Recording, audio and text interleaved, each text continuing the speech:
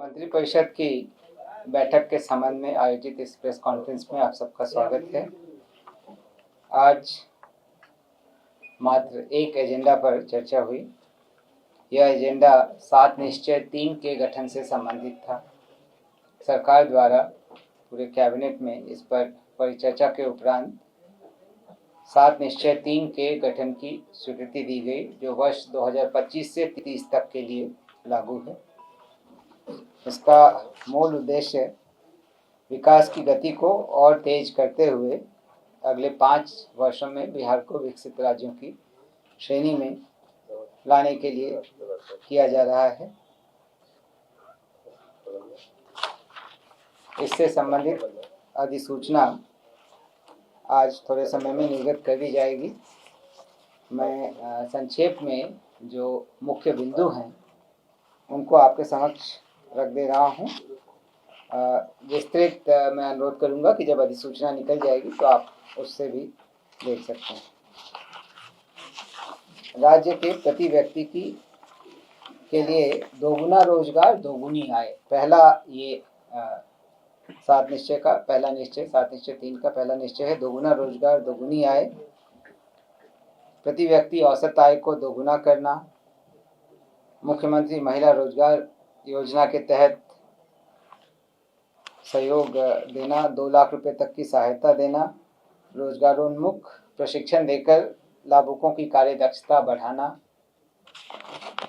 94 लाख गरीब परिवार जो कि जाति आधारित गणना में चिन्हित हुए थे उनको प्राथमिकता के आधार पर रोजगार योजनाओं से आच्छादित करना, आवश्यकता अनुसार अन्य उद्यमी योजनाओं से राशि की व्यवस्था करना, बिहार के उत्पादों की बिक्री के लिए हाट बाजार को विकसित करना, वर्ष 2020 से 25 तक युवाओं को 50 लाख से ज़्यादा नौकरी एवं रोजगार दिया जा चुका है। अगले 5 वर्षों में इसे दोगुना करते हुए 1 करोड़ नौकरी एवं रोजगार के अवसर पैदा करना। नए युवा रोजगार एवं कौशल विकास विभाग का गठन, आप अवगत हैं कि यह गठन पिछली मंत्रिपरिषद की बैठक में हो चुका है और इसमें सचिव ने भी पदभार ग्रहण कर लिया है। दूसरा निश्चय है समृद्ध उद्योग सशक्त बिहार। इसके तहत मुख्य सचिव की अध्यक्षता में निम्न उद्देश्यों के लिए 3 उच्च स्तरीय समितियों का गठन किया जाना है और पिछले मंत्रिपरिषद की बैठक में इस पर स्वीकृति प्राप्त कर इनका गठन किया जा चुका है। आप इससे अवगत हैं। बिहार को पूर्वी भारत का नया प्रौद्योगिकी केंद्र बनाना, बिहार को विश्व स्तरीय कार्यस्थल के रूप में विकसित करना और बिहार के प्रतिष्ठित उद्यमियों तथा प्रतिभाशाली युवाओं को राज्य के अंदर उद्योग लगाने के लिए प्रोत्साहित करना, ये इनके लिए अलग अलग 3 समितियां बनी हैं। औद्योगिक क्षेत्र की स्थापना सभी जिलों में उद्योग लगाने के लिए की जाएगी और नए उद्योगों को लगाने के लिए जमीन एवं अनुदान देने की व्यवस्था करना ताकि यह उनके लिए आकर्षक हो। इस अवधि में राज्य में कम से कम 50 लाख करोड़ रुपए का निजी निवेश सुनिश्चित करना, राज्य में उद्योग लगाने की प्रक्रिया को और आसान बनाना, उद्योग विभाग के अंतर्गत छोटे उद्योगों को बढ़ावा देने के लिए एक नए सूक्ष्म लघु एवं मध्यम उद्योग निदेशालय का गठन जो कि ऑलरेडी किया जा चुका है। स्थानीय उत्पादों के निर्यात और बाजार विकास के लिए एक नए बिहार विपणन प्रोत्साहन प्राधिकार की स्थापना की जाएगी। पुरानी बंद पड़ी चीनी मिलों को चरणबद्ध तरीके से चालू कराया जाएगा और नई चीनी मिलों की स्थापना की जाएगी। तीसरा एजेंडा है कृषि में प्रगति प्रदेश की समृद्धि। ये 7 निश्चय का तीसरा निश्चय है। वर्ष 2008 से कृषि रोडमैप बनाकर कृषि का विकास किया जा रहा है। अब तक 3 कृषि रोडमैप वर्ष 2008 से 12, 12 से 17 एवं 17 से 23 को क्रियान्वित किया जा चुका है। अभी 24 से 29 का काम चल रहा है। इसके कामों में और तेजी लाना है। मखाना बोर्ड की स्थापना की गई है। इसके आलोक में मखाना रोडमैप बनाकर मखाना के उत्पाद एवं प्रसंस्करण को बढ़ावा देना है। डेयरी एवं मत्स्य पालन पर विशेष जोर देना है और आप अवगत होंगे कि इस कारण विभाग का नाम भी जो है बदलकर डेयरी, मत्स्य एवं पशु संसाधन विभाग किया गया है। प्रत्येक गांव में दुग्ध उत्पादन समिति का गठन करना तथा प्रत्येक पंचायत में सुधा बिक्री केंद्र की स्थापना और हर खेत तक सिंचाई का पानी पहुंचाने के काम को और आगे बढ़ाना। चौथा निश्चय है उन्नत शिक्षा, उज्जवल भविष्य। प्रत्येक प्रखंड में आदर्श विद्यालय की स्थापना करना, प्रत्येक प्रखंड में डिग्री कॉलेज खोलना, नए उच्च शिक्षा विभाग का गठन जो कि किया जा चुका है और जहां सचिव ने भी योगदान दे दिया है। पुराने प्रतिष्ठित शिक्षण संस्थानों को सेंटर ऑफ एक्सीलेंस के रूप में विकसित करना, एक नए एजुकेशन सिटी का निर्माण करना। पांचवा निश्चय है सुलभ स्वास्थ्य, सुरक्षित जीवन।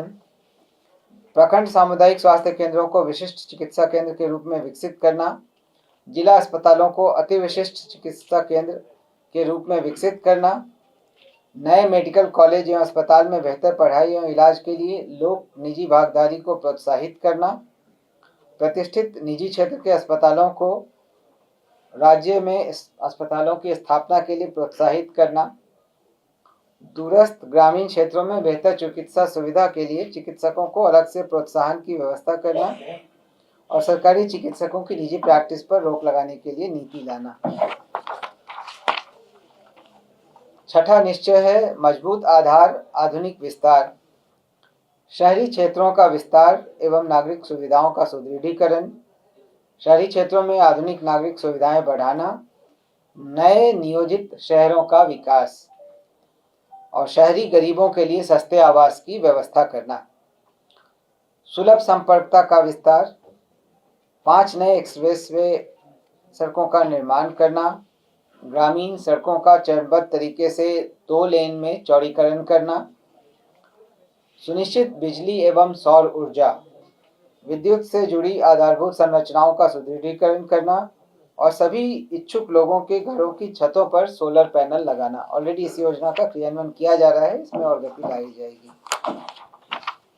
पर्यटन विकास, समृद्ध बिहार, इसके अंतर्गत बिहार को राष्ट्रीय एवं अंतर्राष्ट्रीय पर्यटन स्थल के रूप में स्थापित करना, इको टूरिज्म एवं ऐतिहासिक, धार्मिक, सांस्कृतिक पर्यटन को बढ़ावा देना, पर्यटन स्थलों को जोड़ने वाले सर्किट में सभी प्रकार की पर्यटकीय सुविधाओं का विकास, राज्य के अंदर महत्वपूर्ण स्थलों पर हिंदी एवं क्षेत्रीय भाषाओं की फिल्मों की शूटिंग एवं निर्माण के व्यवसाय को प्रोत्साहित करना, युवा शक्ति, खेल में प्रगति, ये सभी मजबूत आधार, आधुनिक विस्तार का अंश हैं।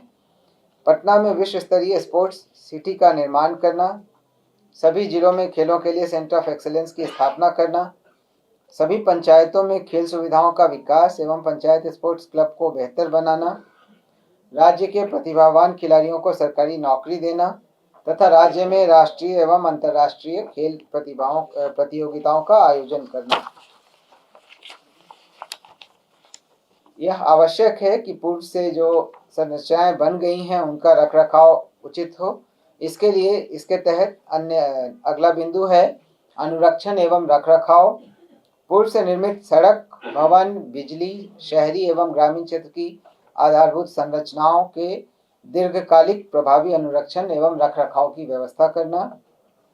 प्रगति यात्रा में जिन योजनाओं की घोषणा की गई थी और उनसे संबंधित 430 योजनाओं की स्वीकृति दी गई थी, उनके कार्यों को तेजी से पूरा करना और 7 निश्चय 2 के अवशेष कार्यों को तेजी से पूरा करके अगले वर्ष तक समाप्त करना। 7वां निश्चय है सबका सम्मान, जीवन आसान, ईज ऑफ लिविंग। आधुनिक तकनीक, नवाचार एवं संवेदनशील प्रशासन के माध्यम से राज्य के सभी नागरिकों के जीवन को आसान बनाना, ये जो है इसकी सामान्य रूपरेखा है। अब विभागवार लक्ष्यों का निर्धारण किया जाएगा और इसके अनुश्रवण एवं समीक्षा की व्यवस्था की जाएगी। तो आज यही एक महत्वपूर्ण एजेंडा था जिसके लिए मंत्रिपरिषद की बैठक आहूत की गई थी और उसमें इस संबंध में 7 निश्चय 3 के गठन के संबंध में निर्णय लिया गया।